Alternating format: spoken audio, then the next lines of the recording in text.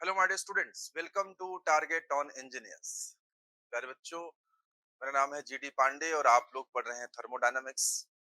Thermodynamics की जो series हम चला रहे हैं, थर्मोडायनामिक्स की श्रृंखला जो हम चला रहे हैं, जिसमें लगातार आपको क्लासेस मिल रही हैं।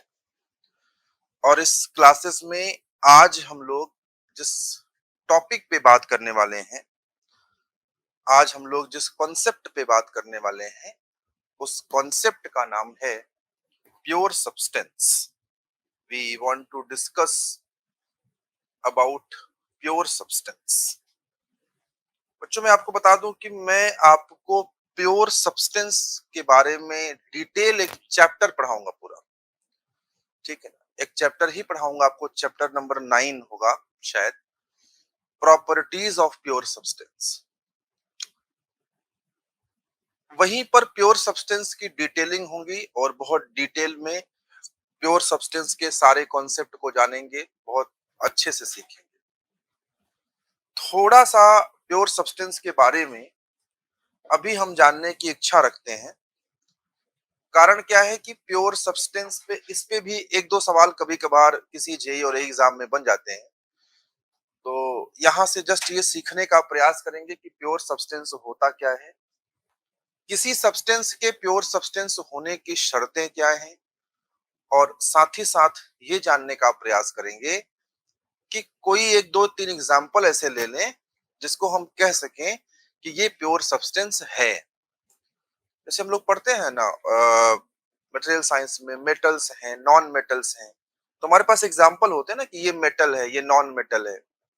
तो इस तरह के प्रश्न आ सकते हैं कि आपको एक सब्सटेंस दे दिया गया और पूछा गया ये प्योर सब्सटेंस है कि नहीं, या चार सब्सटेंस दे दिए गए, पूछा गया चारों में से कौन सा प्योर सब्सटेंस है, which of the following is pure substance, और चार ऑप्शन में चार सब्सटेंस लिखे हों। इस तरह के प्रश्न किसी भी जेई या एग्जामिनेशन में, जूनियर इंजीनियर या असिस्टेंट इंजीनियर एग्जामिनेशन में पूछे जाते हैं। तो आज हम लोग इसको कवर करते हैं, डिस्कस करते हैं। ठीक है, सबसे पहली बात कि प्योर सब्सटेंस है क्या। तो देखिए, बोर्ड पे लिखा हुआ है कुछ चीजें, प्योर सब्सटेंस क्या है। लिखा यह है कि pure substance is said to be, sorry sorry, लिखा है a substance is said to be pure substance. किसी भी सब्सटेंस को हम प्योर सब्सटेंस कह सकते हैं। कब कह सकते हैं? विच सेटिस्फाइजेस, जो सेटिस्फाई करता है, फॉलोइंग टू कंडीशंस, जो निम्न दो कंडीशंस को सेटिस्फाई करता है, उसे हम प्योर सब्सटेंस कह सकते हैं। वो निम्न दो कंडीशंस क्या है? पहली कंडीशन दिया है होमोजीनियस इन केमिकल कंपोजिशन। पहली कंडीशन है होमोजीनियस इन केमिकल कंपोजिशन। दो सब्सटेंस हैं, उन दोनों का केमिकल कंपोजिशन सेम होना चाहिए।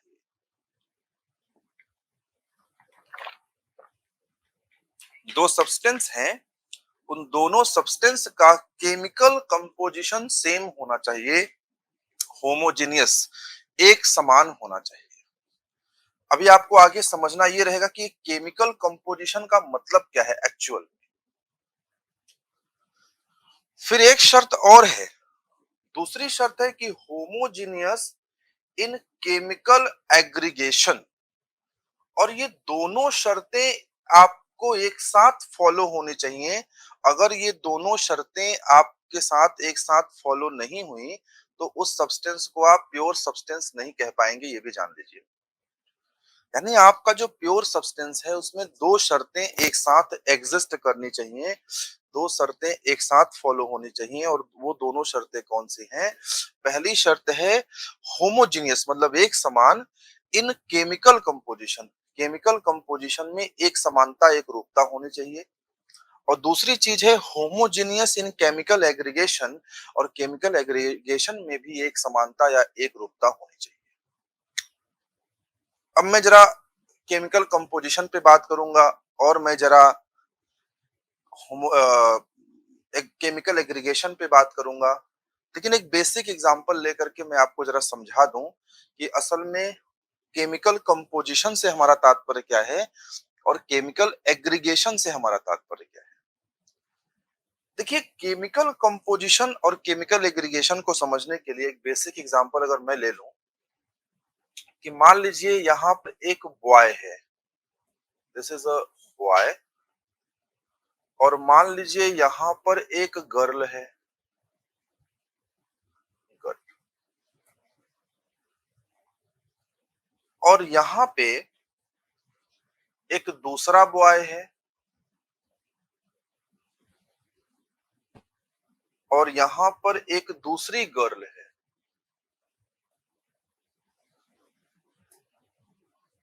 ठीक है, मान लीजिए इस लड़के का नाम है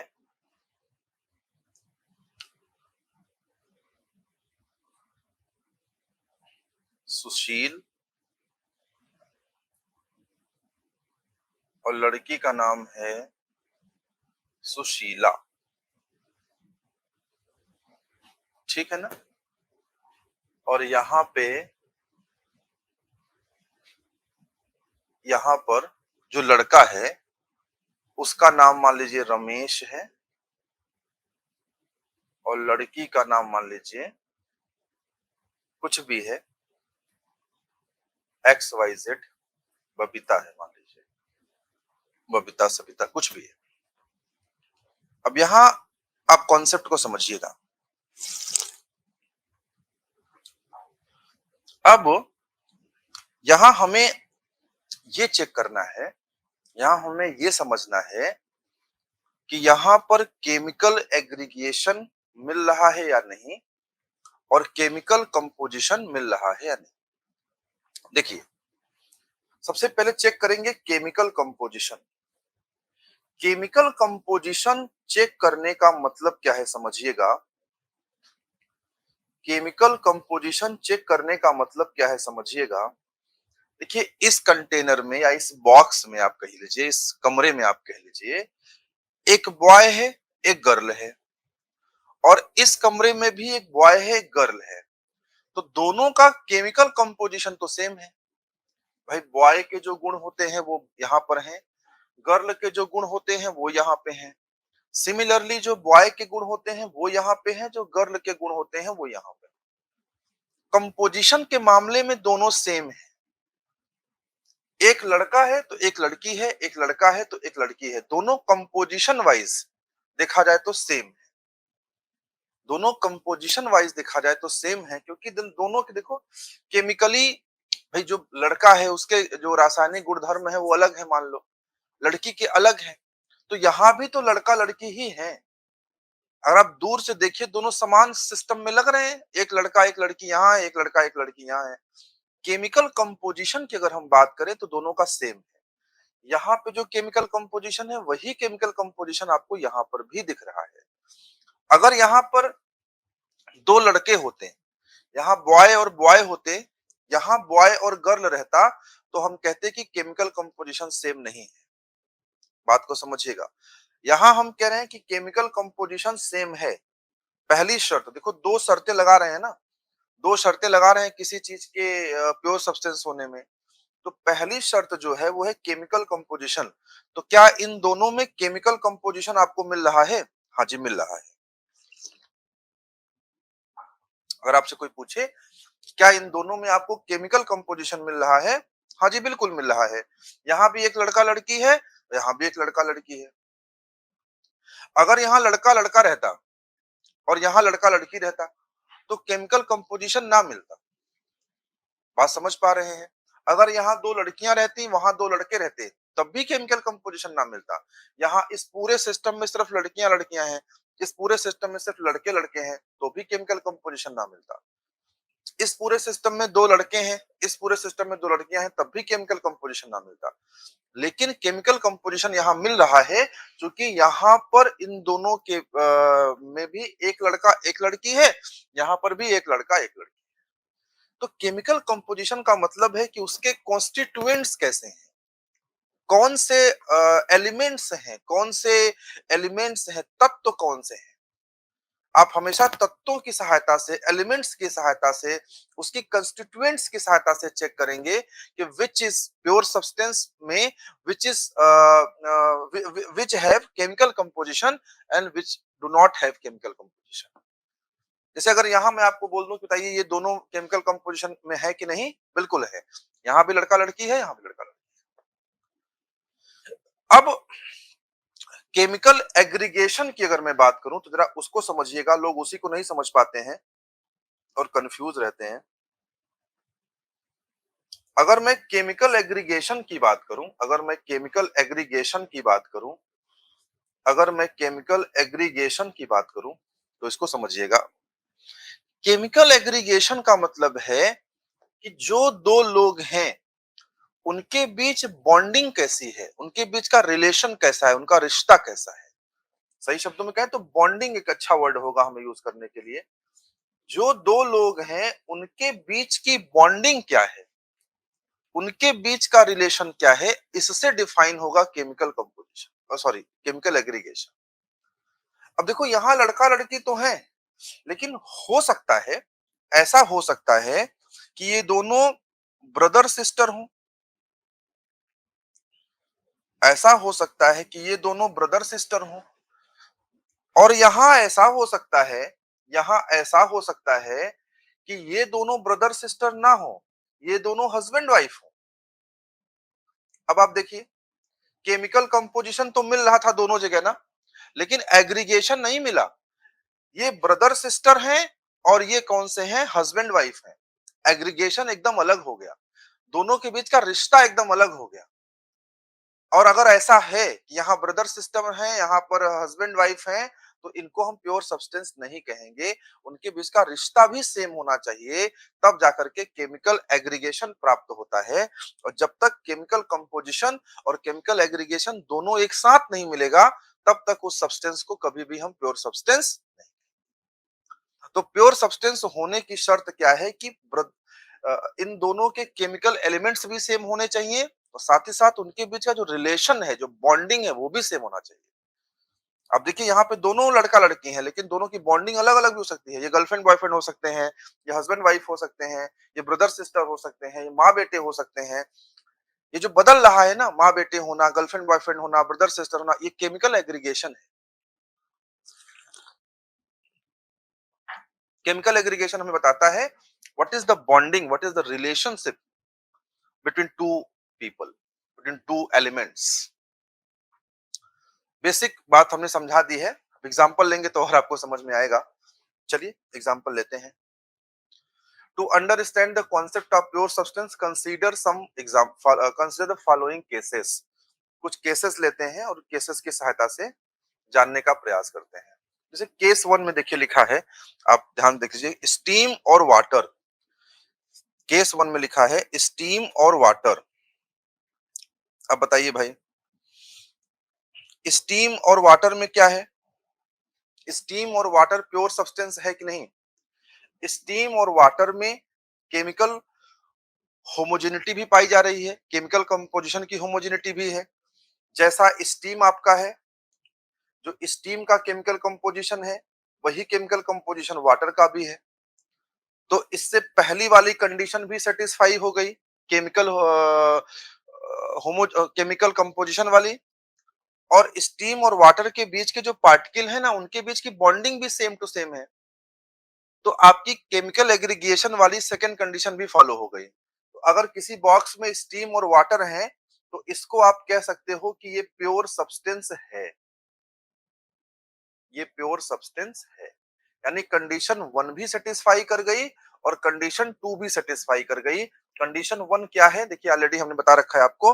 कंडीशन 1 का मतलब है होमोजीनियस इन केमिकल कंपोजिशन, और कंडीशन 2 का मतलब है होमोजीनियस इन केमिकल। और वाटर में केमिकल कंपोजिशन में भी होमोजेनिटी है, केमिकल एग्रीगेशन में भी होमोजेनिटी है। इसे हम एक प्योर सब्सटेंस के रूप में मानेंगे।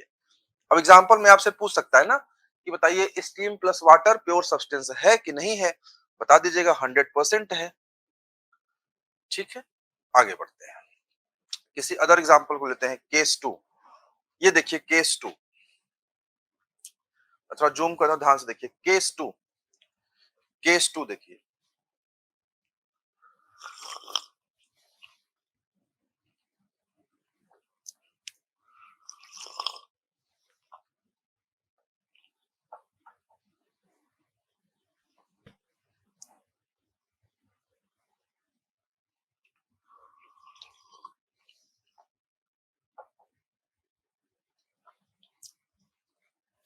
बताइए क्या है कि नहीं है?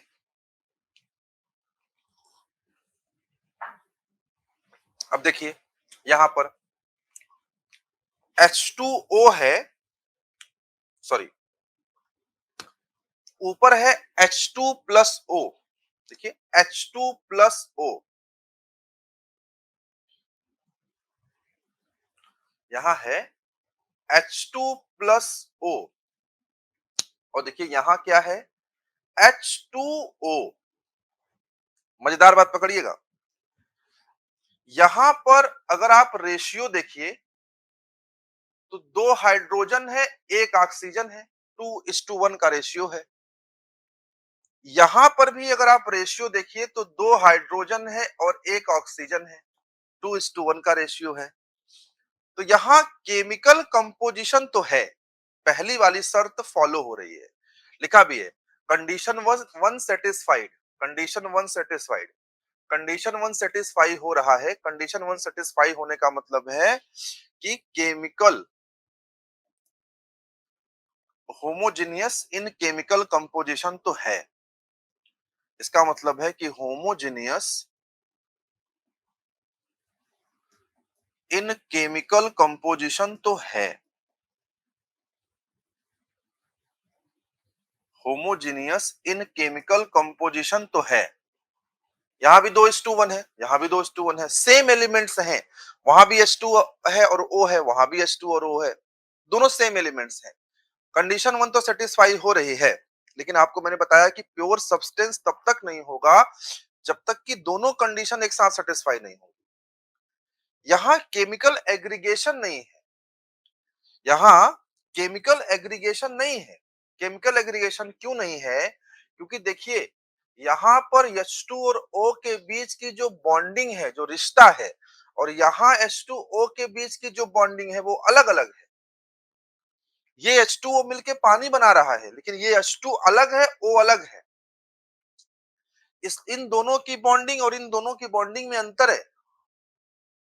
बात समझ पा रहे हैं? अगर इन दोनों से पानी बन जाता तब तो फिर यही हो जाता ना, ये H2 प्लस O है और ये H2O है। आपने कहा सर इसमें क्या डिफरेंस है, H2 प्लस O? डिफरेंस है, डिफरेंस ये है कि H2 प्लस O पानी बनेगा कि नहीं बनेगा कोई क्लैरिटी नहीं है, लेकिन H2O पानी है। इनके बीच के अंदर का रिश्ता अलग है, अंदर की बॉन्डिंग अलग है। सेम कंपोजिशन होने के बाद भी, 2:1 होने के बाद भी यहां पर केमिकल एग्रीगेशन प्राप्त नहीं हो रहा है, और केमिकल एग्रीगेशन प्राप्त न होने के कारण this is not a pure substance. Chemical aggregation प्राप्त न होने के कारण ये प्योर सब्सटेंस नहीं है, ये जान लीजिए, this is not the pure substance. ये एग्जांपल पूछेगा, ऐसे दे देगा डब्बा बना करके कि प्योर सब्सटेंस है कि नहीं है। बताओगे केमिकल कंपोजिशन तो है, होमोजेनियस इन केमिकल कंपोजिशन तो है, condition one satisfied, but chemical aggregation नहीं है, condition two not satisfied. Condition one satisfied but condition two not satisfied. Case 3 और बढ़िया case,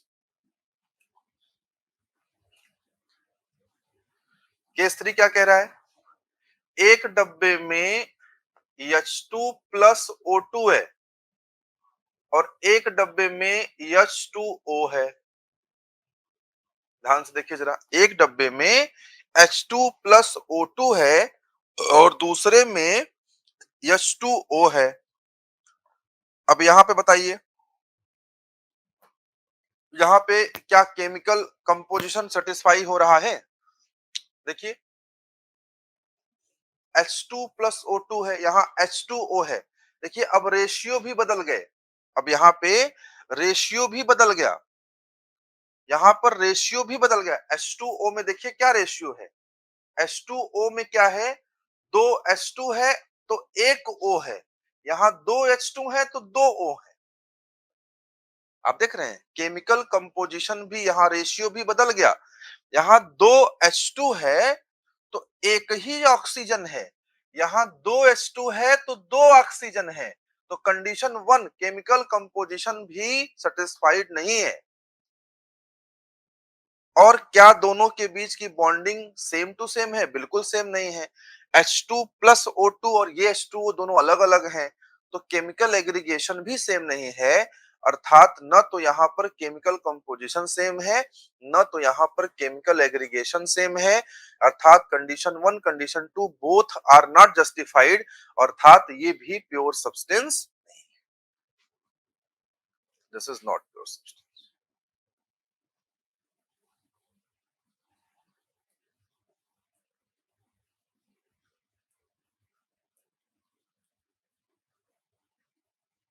This is not a pure substance. Both the conditions not satisfied. ठीक है, condition case 1, case 2, case 3 की सहायता से हमने ये जाना कि कौन सा प्योर सब्सटेंस है, कौन सा नहीं है। अमूमन बहुत सारे सवाल इस पे नहीं आते हैं, कभी कभार एक आध सवाल ही आता है। और जेई की अच्छी जो परीक्षाएं हैं जूनियर इंजीनियर की, उसमें आता है। और असिस्टेंट इंजीनियर एई के एग्जामिनेशन में आ जाता है कभी कभार। तो कुछ चीजें होती है ना कि कम पूछती हैं, लेकिन वो जब पूछी जाए तब आप निकाल पाओ, इस बात की निश्चितता रहे, इस बात की सर्टेनिटी रहे। इसलिए मैं ये सब चीजें जरूर पढ़ा देता हूँ। कोई बहुत डिफिकल्ट कॉन्सेप्ट तो है नहीं, रॉकेट साइंस तो है नहीं कि समझ में नहीं आएगा, समझ में तो आ ही गया होगा। ठीक है, और कुछ बातें सीखते हैं। देखिए क्या लिखा हुआ, ध्यान से सीखिए। इन ड्राई एयर, और आपको ये कहाँ मिलेगा, प्योर सब्सटेंस कहाँ कहाँ मिलेगा, सब जगह की सैर करा दे रहा हूं मैं आपको। कह रहा है in dry air, dry air, dry air समझते हैं, दो तरह की एयर होती है। आरएसी में आपको पढ़ाऊंगा कि जब हम एयर को पढ़ते हैं तो एक हम पढ़ते हैं ड्राई एयर और एक हम पढ़ते हैं मॉइस्ट एयर। मॉइस्ट एयर वो एयर होती है जिसमें वेपर के पार्टिकल भी होते हैं, और ड्राई एयर में वेपर के पार्टिकल नहीं होते। ठीक है ना। तो in dry air the composition is homogeneous and invariable throughout.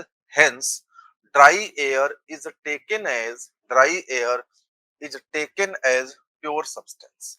अगर आपसे कोई पूछे क्या ड्राई एयर प्योर सब्सटेंस है, तो बोलेंगे आप हाँ, कि ड्राई एयर जो आपका है वो प्योर सब्सटेंस है। जो ड्राई एयर आपका है वो क्या है, प्योर सब्सटेंस। हाँ, जो मॉइस्ट एयर है, this is not pure substance, this is not pure substance. Moist air pure substance नहीं है। क्यों नहीं है, लिखा हुआ है इसमें, whereas in moist air, जबकि मॉइस्ट एयर में the humidity varies from space to space, hence moist air is not taken as the pure substance. Moist air में क्या है कि ह्यूमिडिटी है, मॉइस्चर है। तो मॉइस्चर तो अलग अलग जगहों पे अलग अलग होगा ना। मैं इलाहाबाद में क्लास ले रहा हूँ, यहाँ का मॉइस्चर अलग है। जो व्यक्ति बेंगलोर में क्लास ले रहा है, वहां का मॉइस्चर अलग है। जो मुंबई में ले रहा है क्लास, वहां का मॉइस्चर अलग है। तो हर जगह के एटमॉस्फेयर का मॉइस्चर तो अलग अलग है, मॉइस्चर कंटेंट तो अलग अलग है। तो इसलिए जो मॉइस्ट एयर है उसे हम प्योर सब्सटेंस के रूप में नहीं लेंगे। लेकिन ड्राई एयर तो वो एयर है जिसमें मॉइस्चर है ही नहीं, तो ड्राई एयर को हम प्योर सब्सटेंस के रूप में ले सकते हैं। तो यहां से दो सवाल आपके जेई और ए एग्जाम के और बन गए कि ड्राई एयर और अगर मॉइस्ट एयर में देखें तो कौन सा प्योर सब्सटेंस है और कौन सा प्योर सब्सटेंस नहीं है। तो आप क्या बताओगे कि ड्राई एयर जो हमारा है वो प्योर सब्सटेंस है, और जो हमारा मॉइस्ट एयर है,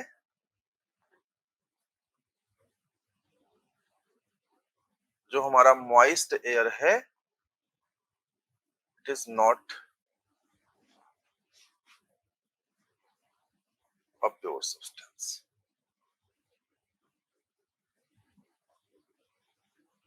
मॉइस्ट एयर हमारा प्योर सब्सटेंस नहीं है। ड्राई एयर हमारा प्योर सब्सटेंस है, इसमें कोई दो राय नहीं। और देखिए प्योर सब्सटेंस के बारे में कुछ छोटी छोटी बातें लिखी हुई हैं, उनको पढ़ने का प्रयास करिए। नोट में दो पॉइंट लिखे हैं, पहले पहले पॉइंट को पढ़ लेते हैं, फिर दूसरे पॉइंट पे आते हैं। पहला पॉइंट लिखा हुआ है, if the moist air is condensed, कह रहे हैं कि अगर मॉइस्ट एयर को कंडेंस कर दिया जाए, if the moist air is condensed, condensation का मतलब समझते हो, कोई चीज में अगर लिक्विड के पार्टिकल हैं, स्टीम है, वेपर है, उसमें लिक्विड के पार्टिकल हैं, अगर उसे कंडेंस करेंगे तो उसका लिक्विड अलग हो जाएगा और सब वेपर अलग हो जाएगा, ये कंडेंसेशन प्रोसेस होता है। If the moist air is condensed then dry air and water vapour can be separated, अगर मॉइस्ट एयर को कंडेंस कर दें तो ड्राई एयर को हम अलग कर लेंगे वाटर वेपर से, dry air and water vapour can be separated. तो इसकी सहायता से, अब देखो ध्यान समझना कि मॉइस्ट एयर प्योर सब्सटेंस है कि नहीं है, उसी बात को एक नए तरीके से, एक नए लहजे से हम कहने का प्रयास कर रहे हैं। मॉइस्ट एयर में क्या है, ध्यान से समझो कि मॉइस्ट एयर में क्या है। मॉइस्ट एयर में एक्चुअली है क्या, मॉइस्ट एयर में ड्राई एयर है प्लस वाटर वेपर है, ठीक है ना, वाटर वेपर है। मॉइस्ट एयर का मतलब क्या है, dry air plus water vapour. अब अगर मॉइस्ट एयर को हम कंडेंस करें, कंडेंसेशन करें उसका, तो ड्राई एयर अलग हो जाएगा और वाटर वेपर अलग हो जाएगा। तो ये कहा जा रहा है कि if the moist air is condensed then dry air and water vapour can be separated, तो ड्राई एयर और वाटर वेपर सेपरेट हो सकता है, हो जाएगा। और मॉइस्ट एयर प्योर सब्सटेंस है भी नहीं, तो यहां से एक तर्क निकल के आ रहा है। तर्क कितना खूबसूरत है देखिएगा। कहा जा रहा है कि भैया, कहा जा रहा है कि भैया अगर हम मॉइस्ट एयर को देखें तो मॉइस्ट एयर में ड्राई एयर तो है ही है और ड्राई एयर के साथ साथ है वाटर वेपर, ड्राई एयर के साथ साथ है वाटर वेपर। अब कहा यह जा रहा है कि अगर इसे, जो कि ये मॉइस्ट एयर ही तो है, इसे इसे ही तो मॉइस्ट एयर कह रहे हैं ना, यही तो मॉइस्ट एयर है। अब अगर कह रहे हैं कि इसे हम कंडेंसेशन करें, अगर इसका हम कंडेंसेशन करें तो ड्राई एयर अलग हो जाएगा और मॉइस्ट एयर अलग हो जाएगा। अगर हम इसका कंडेंसेशन करें तो ड्राई एयर अलग हो जाएगा और मॉइस्ट एयर अलग हो जाएगा, अर्थात दोनों क्या हो गए, सेपरेट हो गए, दोनों सेपरेट हो गए। और मॉइस्ट एयर तो पहले से ही प्योर सब्सटेंस नहीं था, हम जानते ही हैं। तो इसको हम एक इस तरह से कह सकते हैं कि कोई भी सब्सटेंस, इसको हम इस तरह से कह सकते हैं कि कोई भी सब्सटेंस, कोई भी सब्सटेंस, इसको हम इस तरह से कह सकते हैं कि कोई भी सब्सटेंस अगर कंडेंसेशन करने पर, कोई भी सब्सटेंस अगर कंडेंसेशन करने पर सेपरेट हो जाता है तो प्योर सब्सटेंस नहीं हो सकता। Any substance which can be separated after condensation, on condensation it can not be a pure substance. क्योंकि मॉइस्ट एयर कंडेंसेशन करने के बाद सेपरेट हो गया, इसलिए मॉइस्ट एयर को हम क्या कहेंगे, प्योर सब्सटेंस नहीं कहेंगे। क्योंकि मॉइस्ट एयर कंडेंसेशन करने पर सेपरेट हो गया, इसलिए मॉइस्ट एयर को हम प्योर सब्सटेंस नहीं कहेंगे। एक तर्क निकल गया यहां से।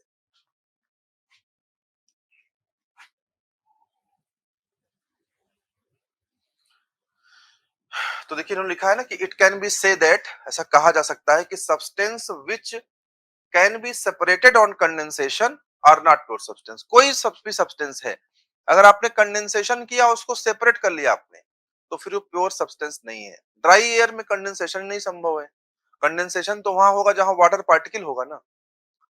ठीक है, आगे बढ़ते हैं। पॉइंट नंबर 2 क्या लिखा है, बहुत बढ़िया बात लिखी है कि pure substance can exist in one phase और more than one phase, phase has nothing to do with the pure substance. बहुत बढ़िया बात कह रहा है कि जो प्योर सब्सटेंस है वो एक फेज में भी हो सकता है और वो दो फेज में भी हो सकता है और वो तीन फेज में भी हो सकता है।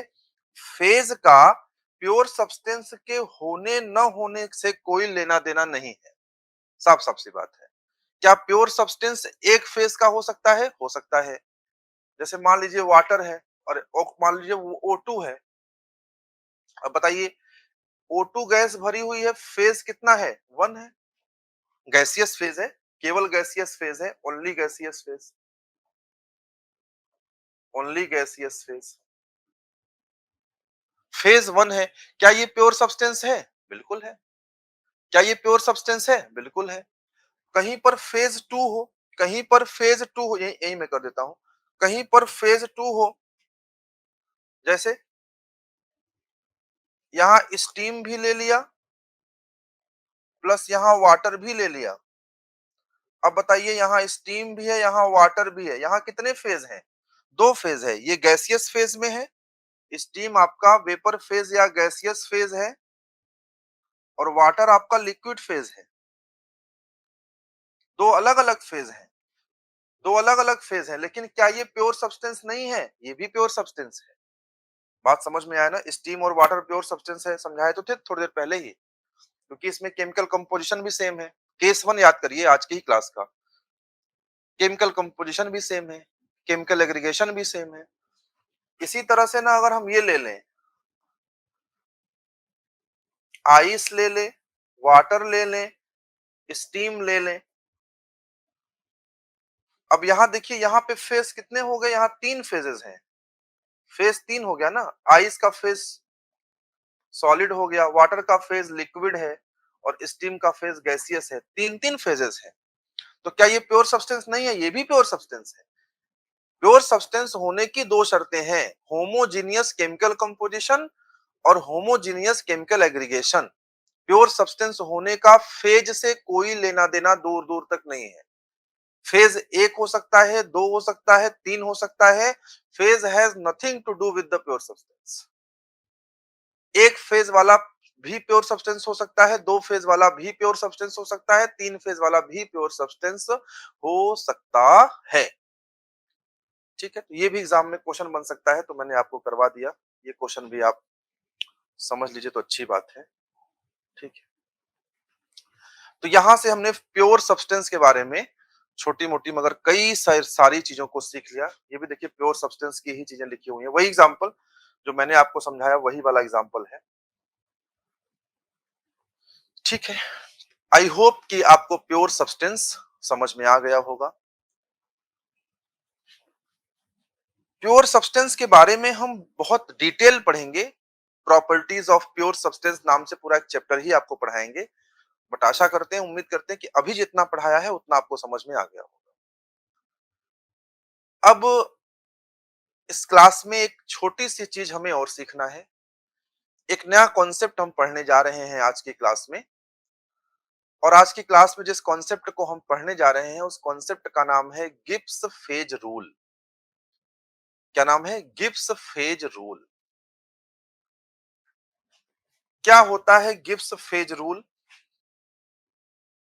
क्या होता है गिब्स फेज रूल? आइए हम समझने का प्रयास करते हैं कि गिब्स फेज रूल क्या होता है।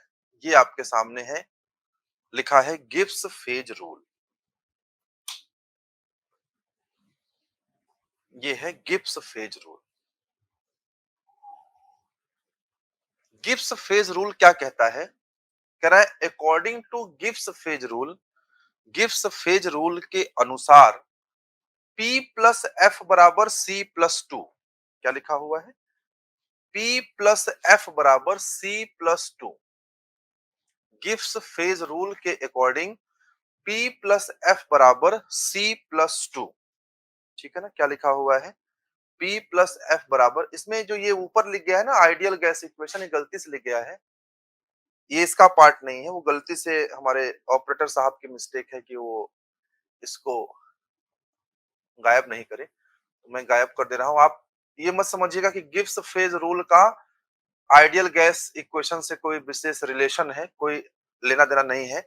गिब्स फेज रूल एक डिफरेंट कॉन्सेप्ट है, एक अलग कॉन्सेप्ट है। उसका आइडियल गैस इक्वेशन से कोई लेन देन नहीं है। खास तौर पे मैं इसको रफ कर दे रहा हूं ताकि आपको कंफ्यूजन ना हो। ठीक है, एक बार में ही गायब हो गया, पट्टी लग गई, चिस्पा हो गई। गिब्स फेज रूल होता क्या है, इसको समझने का प्रयास करते हैं। गिब्स फेज रूल होता है, कहा जा रहा है according to Gibbs phase rule, Gibbs phase rule क्या कह रहा है, P प्लस एफ बराबर सी प्लस टू। क्या कह रहा है, P प्लस एफ बराबर C plus two. P plus F बराबर सी प्लस टू। क्या है, P क्या है, F क्या है और C क्या है, इनको जानने की जरूरत है।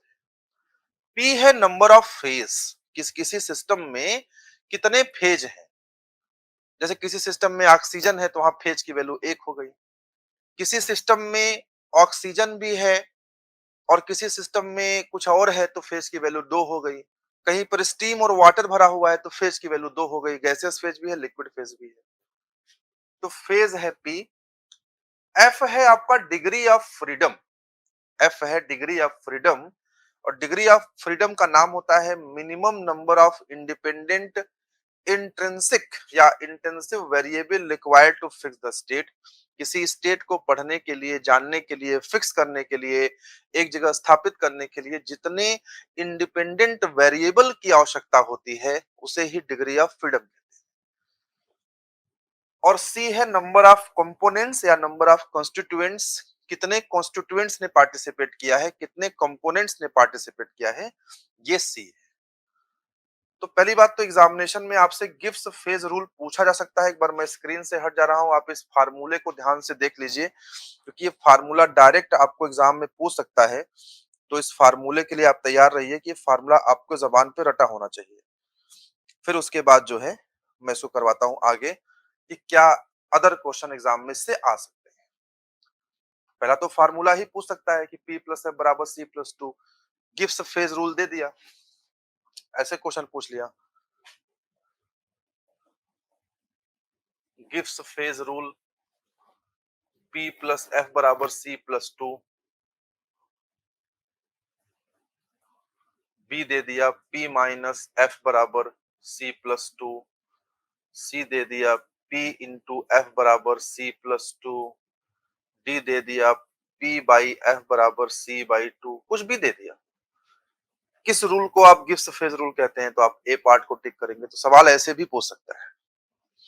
इसके अलावा जो इस कॉन्सेप्ट पे सवाल पूछता है उसमें इस फार्मूले की सहायता से आपसे कहता है कि आप डिग्री ऑफ फ्रीडम निकालिए, DOF, जिसे यहां पर हमने F से डिनोट किया है, इसको कैलकुलेट करिए। अलग अलग तरह के आपको कंपोनेंट दे देगा, अलग अलग तरह के आपको मिक्सचर दे देगा, अलग अलग तरह की चीजें आपको दे देगा और आपसे पूछेगा कि डिग्री ऑफ फ्रीडम की क्या वैल्यू है, कैलकुलेट करिए। ऐसे 3 सवाल मैं आपको लगवा रहा हूं जो जेईई या एग्जाम में कभी आए हुए हैं, जहां पर एफ की वैल्यू कैलकुलेट की गई है। तो सबसे इंपॉर्टेंट बात यह है कि पहले वो 3 सवाल एफ की वैल्यू कैलकुलेट करना वो सिखा दूंगा, और एफ की वैल्यू जो अलग अलग आ रही है अलग अलग केसेस में, उससे क्या ऑब्जर्वेशन मिल रहा है, क्या हमें सीखने को मिल रहा है, इसका भी हम डिस्कशन कर देंगे आपसे। चलिए शुरू करते हैं। जैसे अगर हम यहां पे ले लें, अगर हम यहां पे ले लें, मान लीजिए O2 गैस ले लेते हैं। किसी सिस्टम में O2 गैस भरा हुआ है यहां पर, और यहां पे आपसे पूछे हम कि F बताइए, डिग्री ऑफ फ्रीडम की वैल्यू बताइए।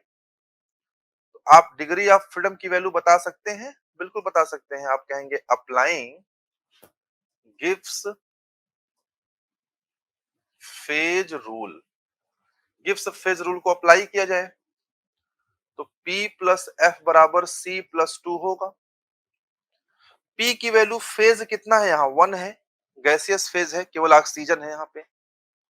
एफ की वे एफ तो निकालना ही है। कॉन्स्टिट्यूएंट कितने हैं, एक ही कॉन्स्टिट्यूएंट है, एक ही तो कॉन्स्टिट्यूएंट है ना, ऑक्सीजन ही है, प्लस टू हो गया। तो यहां से अगर आप एफ की वैल्यू निकालें तो 3 माइनस 1 आएगा, 2 आएगा। तो एफ की वैल्यू 2 आ गई, यानी डिग्री ऑफ फ्रीडम, यहाँ पर डिग्री ऑफ फ्रीडम कितना आ गया। अगर यहाँ आपसे एग्जाम में पूछ ले कि डिग्री ऑफ फ्रीडम बताइए, तो डिग्री ऑफ फ्रीडम बताएंगे आप 2।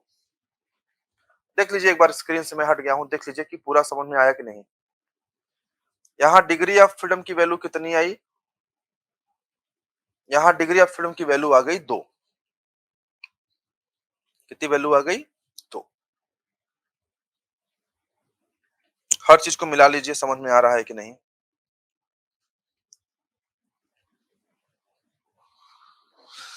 ठीक है ना। तो ये क्वेश्चन एग्जामिनेशन में आपसे पूछा जा सकता है, इसके लिए तैयार रहिए।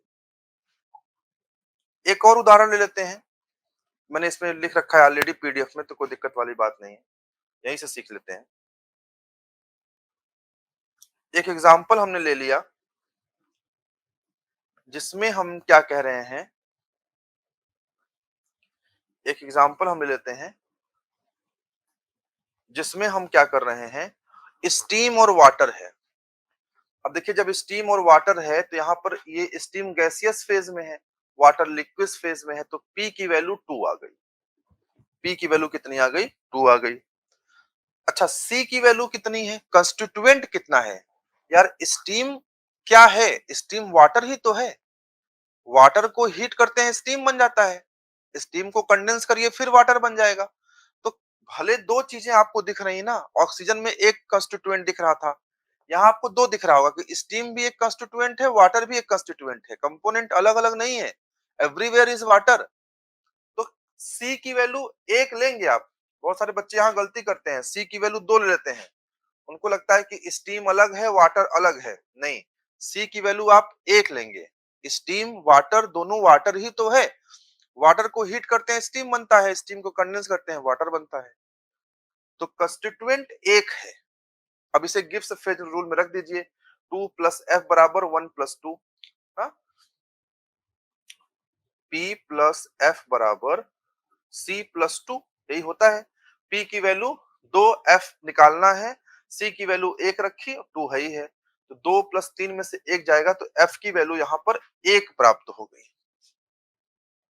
एफ की वैल्यू यहां 1 प्राप्त हो गई। पहले वाले केस से देखो घट गई ना, पहले वाले केस में डिग्री ऑफ फ्रीडम कितना आया था, 2 आया था। अब देखो डिग्री ऑफ फ्रीडम कितना आ गया, डिग्री ऑफ फ्रीडम यहाँ पे 2 वहां आया था, यहाँ 1 आ गया।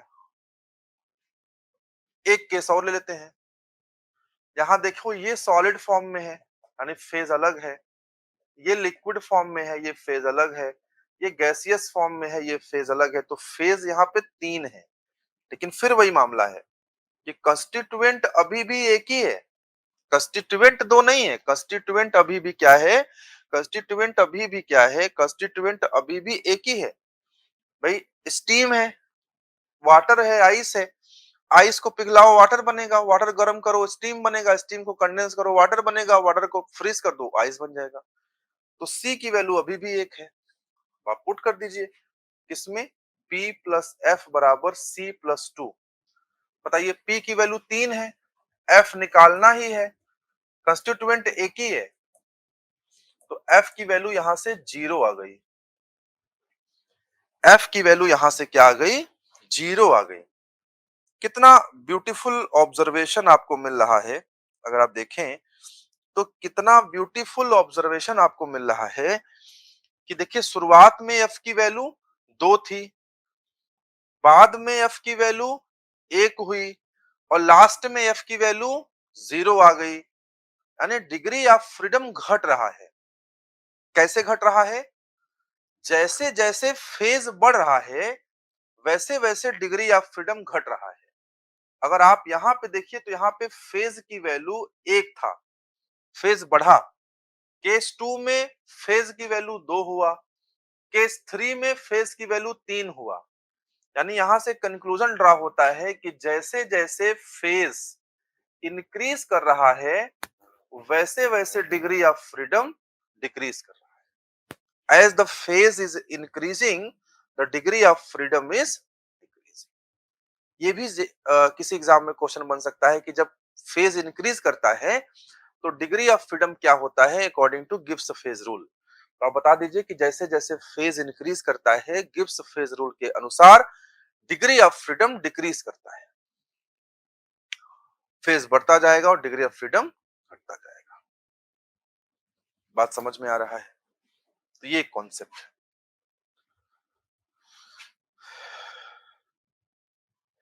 ट्रिपल पॉइंट के बारे में कुछ आपको बताया गया है डिग्री ऑफ फ्रीडम के कोरिलेशन में। इसको बस एक बार पढ़ लीजिए, हो सकता है इसी टॉपिक पे कुछ आपसे पूछ ले। एक बार ध्यान से पढ़िए, फिर समझा रहे हैं क्या बताया गया है।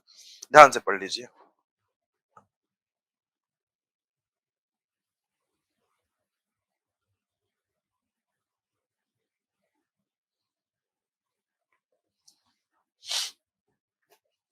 पढ़ लीजिए एक बार ध्यान से। कह रहा है ट्रिपल पॉइंट के बारे में कुछ कहा जा रहा है। कह रहा है कि it is a point, the properties of substance at triple point are fixed. Triple point वो पॉइंट है जहां किसी सब्सटेंस की जो प्रॉपर्टी होती है वो फिक्स होती हैं and hence it has zero degree of freedom. जो जीरो डिग्री ऑफ फ्रीडम आया है वो ट्रिपल पॉइंट का ही डिग्री ऑफ फ्रीडम है। तो जेई में एक सवाल और पूछ सकता है कि अगर डिग्री ऑफ फ्रीडम की वैल्यू जीरो है तो क्या इस पॉइंट का नाम मुझे आप बता सकते हैं? तो आप कहेंगे जी हाँ। अगर डिग्री ऑफ फ्रीडम की वैल्यू जीरो है यानी उस पॉइंट का नाम क्या है? Triple point. At triple point of water pressure की वैल्यू इतना होती है, टेम्परेचर की वैल्यू इतना होती है। सब लिखा हुआ है, इसको बहुत डिटेल में जानेंगे कि कितना होती है, क्यों होती है, कौन कौन से याद करना है, कौन कौन से नहीं याद करना है। मेन कॉन्सेप्ट यहाँ ये था जो मैंने आपको समझाया कि ये जो जीरो डिग्री ऑफ फ्रीडम आया है, ये जीरो डिग्री ऑफ फ्रीडम क्या डिनोट करता है कि हम कहाँ पहुंच गए हैं? ट्रिपल पॉइंट पे। ट्रिपल पॉइंट पे कितने इंडिपेंडेंट प्रॉपर्टी चाहिए आपको किसी स्टेट को फिक्स करने के लिए? जीरो। कोई इंडिपेंडेंट प्रॉपर्टी नहीं चाहिए। इसका मतलब ट्रिपल पॉइंट एक यूनिक पॉइंट है, वहां पे सारी प्रॉपर्टी पहले से ही फिक्स है। तभी तो डिग्री ऑफ फ्रीडम जीरो हुआ ना। तो डिग्री ऑफ फ्रीडम का मतलब है कि कितने इंडिपेंडेंट चीजें आपको चाहिए किसी पॉइंट को डिफाइन करने के लिए, उसका मान यहाँ पे जीरो हो रहा है। यानी यहाँ कोई डिग्री ऑफ फ्रीडम हमें नहीं चाहिए, यहाँ हमें कोई प्रॉपर्टी नहीं चाहिए। जो प्रॉपर्टी है पहले से ही फिक्स है, अगर हम किसी ट्रिपल पॉइंट के रिस्पेक्ट में बात करें तो। गिब्स फेज रूल एक छोटा सा टॉपिक था और हमने इसको एक्सप्लेन भी कर दिया आपको बहुत नीट एंड क्लीन मैनर में, और आसान भी लगा होगा आई थिंक आपको। कभी कभी क्वेश्चन पूछ लेता है प्रॉपर्टीज, सॉरी, प्योर सब्सटेंसेस से और गिब्स फेज रूल से। आई होप कि अगर इन दोनों टॉपिक से कोई क्वेश्चन पूछेगा तो you people are you people will be able to solve the question. कोई समस्या आपको नहीं आनी चाहिए। थर्मोडायनेमिक्स की क्लासेस में हम चैप्टर 1 को कवर कर रहे हैं और काफी कुछ हम लोगों ने कवर कर भी लिया है। Gradually slowly slowly we are increasing और syllabus, we are covering our syllabus actually। तो पढ़ते रहिए। थर्मोडायनेमिक्स बहुत इंपॉर्टेंट सब्जेक्ट है। Earlier I have told you कि यार अगर थर्मोडायनेमिक्स नहीं आएगा तो बाकी सब्जेक्ट्स में भी आपको दिक्कत होगी। जैसे पावर प्लांट इंजीनियरिंग है, रेफ्रिजरेशन, एयर कंडीशनिंग है, आईसी इंजन है, ये सब सब्जेक्ट बहुत इंपॉर्टेंट है, लेकिन थर्मो तो इन सबका बेस है। दैट इज वाई थर्मोडायनेमिक्स को बहुत डिटेल में बहुत अच्छे से पढ़ना बहुत जरूरी है। तो आई थिंक आप पूरे फोकस के साथ पढ़ रहे होंगे। पढ़ते रहिए। हम जैसे ही चैप्टर 1 को कवर कर लेंगे उसके बाद हम सवाल लगवाएंगे आपको चैप्टर 1 के। I will cover each and every question which may be asked in your examination or whether it is JE और एई। हर उस सवाल को हम कवर करेंगे जो जेई और एई की परीक्षा में पूछ सकता है या पूछा हुआ है। तो सिर्फ थियरी नहीं, थियरी और numericals questions, theoretical conceptual question and numerical question दोनों का ही मिश्रण करके हम आपको पढ़ा रहे हैं।